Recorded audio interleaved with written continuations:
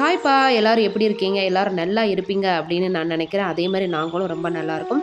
இன்னைக்கு மார்கழி 26ஆம் தேதி ரொம்பவுமே சூப்பரா அதிகாலை 4:10க்கெல்லாம் டே ஸ்டார்ட் ஆயிடுச்சு. இன்னைக்கு இந்த வீடியோல மார்னிங் 4:00லிருந்து பசங்க ஸ்கூலுக்கு போற வரையும், அதாவது 8:00 வரையும் என்ன நீங்க பண்ணுவீங்க அப்படின்னு சொல்லிட்டு கமெண்ட் கேட்டிருந்தாங்க. நான் என்னென்ன பண்ணுவேன் அப்படின்றத தான் ஒரு விளாகா எடுத்திருக்கேன்.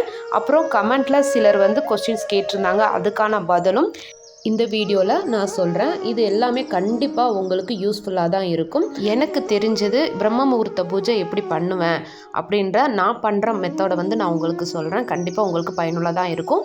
இந்த வீடியோவை மிஸ் பண்ணாமல் எண்டு வரையும் பாருங்கள். காலையில் 4:10க்கெல்லாம் எழுந்தாச்சு. எழுந்துட்டு அப்படியே வந்துட்டு கிளம்பி கீழே வந்தேன். வந்து பார்த்தா நேற்று நம்ம வந்து அந்த வைகுண்ட ஏகாதசிக்காக கோலம் போட்டிருந்தோம் இல்லைங்களா? ஸோ அதை வந்து அழைக்கிறதுக்கே வந்து மனசு இல்லை. அதனால் வந்து இன்றைக்கும் இருக்கட்டும், இன்றைக்கும் வந்துட்டு பாரணை பண்ணுவாங்க. 3 நாள் கணக்கு இல்லைங்களா? வைகுண்ட ஏகாதசி விரதமே 3 நாள், இன்றைக்கும் சேர்த்து தான். அது மட்டும் இல்லாமல் இன்றைக்கி பிரதோஷம், சனி பிரதோஷம் வேறு. ஸோ அதனால் வந்து அதை வந்து அழைக்கிறதுக்கு எனக்கு மனசு இல்லை. அதனால் அதை அப்படியே விட்டுட்டு இந்த சைடு மட்டும் கூட்டி வாசல் தெளித்து நான் கோலம் போட்டேன். முதல்ல பார்த்தீங்க அப்படின்னா வாசல் தெளித்து குட்டி குட்டியாக தான் கோலம் போடுவேன். ஆனால் வந்து டெய்லி வாசல் தெளித்து கோலம் போட்டுருவேன். ஏன்னா நம்ம காலையில் பூஜை பண்ணணும் அப்படின்றதுக்காக. என் வீட்டுக்காரர் என்ன சொல்லுவார்னா, கோலம் போடுறேன்ற பேரில் கோழி கிண்டி வச்சுருக்கா பாரு பாப்பா அப்படின்னு சொல்லிட்டு பாப்பாவும் அவரும் கிண்டல் பண்ணிக்கிட்டே இருப்பாங்க. இருந்தாலும் கண்டிப்பாக எப்படியோ ஒரு ஷேப்பில் கொண்டு வந்துடுவேன். அப்படி தான் ஃபஸ்ட்டு போட்டுட்டு இருந்தேன். இப்போ பழக பழக கோலம் எனக்கே பிடிச்சிருக்கு, ரொம்ப நல்லா இருக்குது. அது இல்லாமல் என் வீட்டுக்காரும் சரி என் பாப்பாவும் சரி சொல்லுவாங்க, ரொம்ப நல்லா போடுறம்மா, சூப்பராக போடுற அப்படின்னு சொல்லிட்டு. வீட்லேயும் வந்து அந்த பாசிட்டிவ் எனர்ஜி, நம்ம பூஜை பண்ணுறோம் இல்லைங்களா? ஸோ பாசிட்டிவ் எனர்ஜி இருக்குது, நல்லா இருக்குது அப்படின்னு அவங்க சொல்லும்போது இன்னும் நம்மளுக்கு ரொம்ப சந்தோஷமாக இருக்குது. இன்னும் உற்சாகமாக இன்னும் அடுத்து நிறையா பண்ணணும் அப்படின்ற ஒரு ஆர்வமும் நம்மளுக்கு வருது. அப்புறம் கமெண்ட்டில் ஒருத்தவங்க கேட்டிருந்தாங்க, வீட்டு வாசலில் டெய்லியுமே வந்துட்டு வாசலில் கோலம் போட்டுட்டு விளக்கேற்றணுமா அப்படின்னு சொல்லிட்டு நீங்கள் கேட்டிருந்தீங்க. டெய்லி ஏற்றுனா நல்லது தாங்க. ஆனால் கண்டிப்பாக மார்கழி மாதம் வீட்டு வாசலில் கோலம் போட்டு விளக்கேற்றுறது நல்லது. அதுவும் கோலத்தோட சென்டரில் வந்து அந்த சாணி பிடிச்சி வச்சு விளக்கேற்றுவாங்க. ஸோ இங்கே எங்கள் ஏரியாவில் அதெல்லாம் பண்ணவே முடியாது. பெங்களூரில் அந்த மாதிரி சாணி இதெல்லாம் கிடைக்கிறது கஷ்டம். அதனால் வந்து நான் கோலம் போட்டுட்டு நம்மளோட நிலவாசல் 2 சைடு இருக்குது பார்த்தீங்களா? அங்கே நம்ம அழகாக விளக்கேற்றிட்டு திரும்ப உள்ளே போய் நம்ம பூஜை அறையில் நம்ம விளக்கேற்றலாம். எப்பயுமே வெளியே விளக்கேற்றிட்டு அப்புறம் வந்து பூஜை அறையில் விளக்கேற்றுங்க. அதான் வந்து வெளியே இருக்கிற லக்ஷ்மியை நம்ம உள்ளே கூட்டிகிட்டு போகிறோம் அப்படின்ற அர்த்தம். அப்புறம் வீட்டு வாசலில் நம்ம வாசல் தெளிக்கிறோம் இல்லைங்களா? அதுக்கு மாட்டு சாணம் கிடச்சிருச்சா உங்களுக்கு வந்து அதை எடுத்து கொஞ்சமாக போட்டு கரைச்சி போட்டிங்கன்னா ரொம்பவுமே நல்லது. சப்போஸ் நம்மளுக்கு கிடைக்கல அப்படின்னா வெறும் தண்ணியை எப்பயுமே வாசலில் ஊற்றாதீங்க. அது வேறு விஷயத்துக்கு தான் தண்ணி ஊற்றுவாங்க, வெறும் தண்ணி. ஸோ அதனால் எப்பயுமே வாசல் தெளிக்கும் போது கொஞ்சம் அந்த தண்ணியில் மஞ்சள் பொடியை போட்டு கலந்துக்கிட்டு வாசல் தெளிங்க, ரொம்பவுமே நல்லது.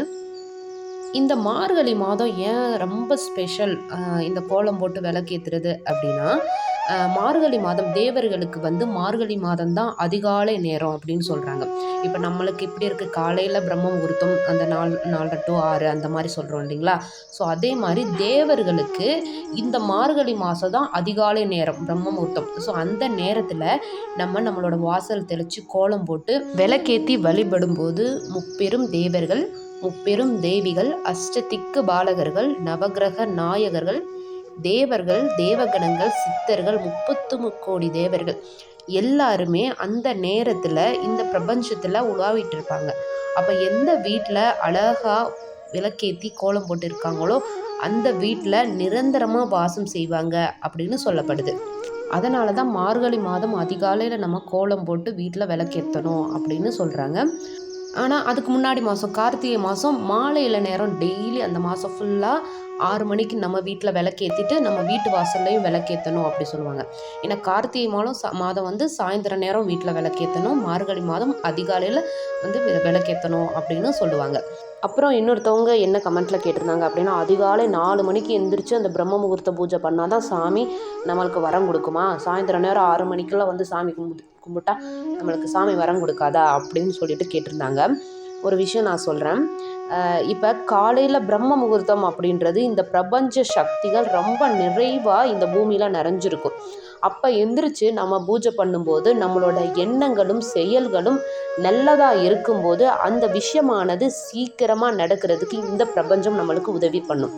அதே இது சாயந்தரம் நேரமும் சாமி கும்பிடலாம், உங்களுக்கு உங்களோட வேண்டுதல் நிறைவேறும் தான். ஆனால் பிரம்ம முகூர்த்தத்தில் செய்யக்கூடிய பூஜைக்கும் சாயந்தர நேரம் நீங்கள் செய்யக்கூடிய பூஜைக்கும் நிறைய டிஃப்ரெண்ட் இருக்குது. எக்ஸாம்பிளுக்கு சொல்லணும் அப்படின்னா, ஒரு ஆப்பிளை 2 பேருக்கு கட் பண்ணி கொடுக்கறதுக்கும் ஒரே ஆப்பிளை 500 பேருக்கு கட் பண்ணி கொடுக்கறதுக்கும் உள்ள டிஃப்ரெண்ட் தான். சாயந்தர நேரம் நீங்கள் பூஜை பண்ணும்போது கடவுள்கிட்ட இருந்து உங்களுக்கு 1% உங்களுக்கு ஒரு நல்ல விஷயம் நடக்குது அப்படின்னா, பிரம்ம முகூர்த்தத்தில் நீங்கள் பூஜை பண்ணீங்க அப்படின்னா கண்டிப்பாக 100% உங்களுக்கு கிடைக்கும். இதுக்கு மேலே எப்படி நான் வந்து இந்த பிரம்ம முகூர்த்த பூஜைக்கு விளக்கம் கொடுக்குறது அப்படின்றது எனக்கு தெரியல. நீங்கள் ஒரு வாட்டி 48 நாள் பிரம்ம முகூர்த்த பூஜை பண்ணி நீங்கள் ட்ரை பண்ணி தான் பாருங்களேன். உங்கள் வீட்டில் எவ்வளோ சூப்பரான விஷயங்கள், உங்களோட வேண்டுதலில் எவ்வளோ சீக்கிரம் நடக்குது அப்படின்றத நீங்கள் ஃபீல் பண்ணும்போது அது உங்களுக்கு அப்புறம் தான் புரியும். அந்த கமெண்ட் போட்ட சிஸ்டர் கண்டிப்பாக இந்த வீடியோவை பார்ப்பாங்கன்னு நினைக்கிறேன். சிஸ்டர் கண்டிப்பாக நீங்கள் வந்து 48 நாள் பிரம்ம முகூர்த்த பூஜை பண்ணி பாருங்கள். அதுக்கப்புறம் கண்டிப்பாக இந்த கொஸ்டினை நீங்கள் கேட்கவே மாட்டீங்க. அப்புறம் ஒரு சிஸ்டர் வந்து உங்கள் வீட்டில் இருக்கிற சோஃபாவோட லிங்க் கொடுங்க, நாங்கள் வாங்கணும் அப்படின்னு சொல்லி கேட்டிருந்தீங்க. சிஸ்டர் இது வந்து இங்கே பக்கத்தில் தான் ஒரு கடையில் வாங்கினது தான், கஸ்டமைஸ் பண்ணி அந்த கார்னர் கரெக்டாக வரணும் அப்படின்னு சொல்லிட்டு கஸ்டமைஸ் பண்ணி வாங்கினது. இது வந்து ஆன்லைனில் வாங்கினதில் கிடையாது. ஸோ அதனால் வந்து லிங்க்கெல்லாம் கிடையாது. ஸோ இங்கே வந்து ஃபர்னிச்சர்ஸ் எல்லாம் பண்ணுவாங்க இல்லைங்களா, ஸோ அந்த கடையில் சொல்லி அவங்க வந்து அளந்து பார்த்துட்டு போயிட்டு அவங்க வந்து செஞ்சு கொண்டு வந்து கொடுத்தாங்க சிஸ்டர். காலையில் எழுந்து கோலம் போட்டு பிரம்ம முகூர்த்த பூஜையெல்லாம் முடிச்சுட்டு சமைக்கவும் ஆரம்பிச்சிட்டேன். காஃபியெல்லாம் குடிச்சிட்டு சமையல் நடந்துக்கிட்டே இருக்குது. எல்லாத்தையும் வந்து ரெடி பண்ணி வச்சுட்டு, சரி நேற்று நைட்டு வந்து எப்போயுமே பெரும்பாலும் என்ன பண்ணுறது அப்படின்னா, நைட்டு தூங்கும் போதே வந்துட்டு நான் வாஷிங் மிஷினில் துணி போட்டுருவேன். துணி போட்டுட்டு காலையில் துவைச்சிடுமா, காலையில் ஒரு வாட்டி வந்து கம்ஃபர்ட் மட்டும் போட்டு அந்த ட்ரை பண்ணிடுறது. ஸோ வந்து அவ்வளோதான். அப்படியே வந்துட்டு எடுத்து காய போட்டால் நல்லா கம்மகம்னு சூப்பராக இருக்கும். அப்புறம் வந்துட்டு நான் ஒரு விஷயம் இதை காட்டுறேன் பாருங்களேன். பெரும்பாலும் நான் வந்து மெட்ரோ போயிட்டு இந்த மாதிரி தான் காஃபி தூள், ஷாம்பு, கம்ஃபர்ட்லாம் வாங்கி வச்சுப்பேன். ப்ரூ, சன்ரைஸ் இந்த மாதிரி. ஏன்னா இது வந்து நம்ம பெருசாக டப்பாவில் வாங்கும்போது என்ன ஆகுதுன்னா, நம்மளுக்கு அளவே தெரியாமல் எக்ஸ்ட்ரா ஊற்றிடுவோம். ஆனால் இந்த மாதிரி வந்து நம்ம வாங்கி வச்சுக்கிட்டோம் அப்படின்னா கரெக்டாக இப்போ ஷாம்பெல்லாம் வந்து குழந்தைங்க இருக்கிற வீட்டில் அவங்க ஹேருக்கு ஏற்ற மாதிரி 1 2 கொடுத்துக்கலாம். காஃபி தூளும் கரெக்டாக ஒரு பாக்கெட் போட்டால் ஒரு ஆளுக்கு அப்படின்னு சொல்லிட்டு இருக்கும். அப்புறம் இவ்வளோ துணிக்கு இந்த ஒரு கம்ஃபர்ட் ஒரு பாக்கெட் போட்டால் போதும் அப்படின்னு சொல்லிட்டு நம்மளுக்கு அளவு தெரியும். ஸோ அதனால் வந்து நான் இந்த மாதிரி தான் வந்துட்டு வாங்கி வச்சுக்கிறது. பெரிய பெரிய டப்பாவில் எப்போயுமே வாங்க மாட்டேன். இது உங்களுக்கு பிடிச்சிருந்தா நீங்கள் ட்ரை பண்ணி பாருங்களேன், உங்களுக்கு ரொம்ப யூஸ்ஃபுல்லாக இருக்கும். நீங்கள் வந்து ஷாம்பெல்லாம் பெரிய டப்பா வாங்கி பாத்ரூமில் வச்சுட்டிங்கன்னா குழந்தைங்க நாங்களாம் குளிக்கிறோம் அப்படின்னு சொல்லிட்டு ஒரே நாளில் அத்தனையும் காலி பண்ணிடுவாங்க.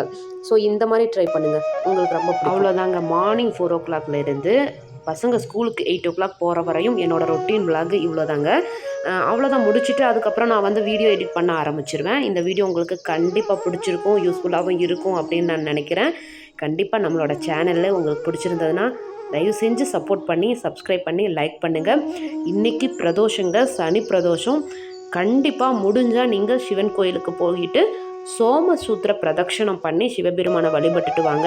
2025 வரக்கூடிய ஃபர்ஸ்ட் சனி பிரதோஷம். இந்த சனி பிரதோஷத்தை மிஸ் பண்ணிடாதீங்க. 4 to 6 சிவபெருமானை வழிபட்டு சகல சௌபாகியத்தையும் பெறுங்க. அடுத்து சூப்பரான ஒரு வீடியோவில் உங்களை நான் சந்திக்கிறேன். சிவாய நம. வாழ்க வளமுடன்.